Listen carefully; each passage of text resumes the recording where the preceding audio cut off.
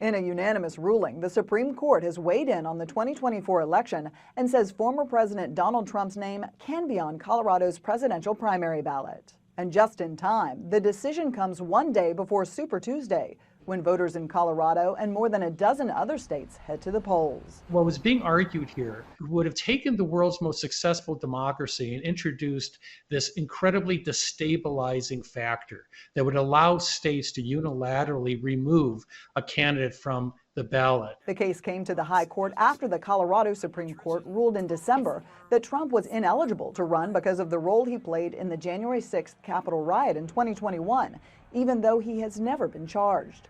But the Supreme Court said the Colorado court had overstepped its authority and struck that ruling down. The majority is saying that, look, you need Congress to act here before you can enforce this provision. Essentially, you cannot take somebody out of a race because an opponent would like to have it that way. The Supreme Court decision applies to all states, saying in the ruling responsibility for Section 3 against federal office holders and candidates rests with Congress and not the states.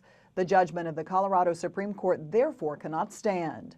A rejection of similar efforts in a handful of other states. I think they're all dead as Dillinger. I mean, when you read this opinion, there is no dissent. The Supreme Court still has to decide another Trump case and determine whether he has immunity from charges he tried to overturn the 2020 election. That trial was supposed to start today, but is now on hold. In Washington, Caroline Shively, Fox News.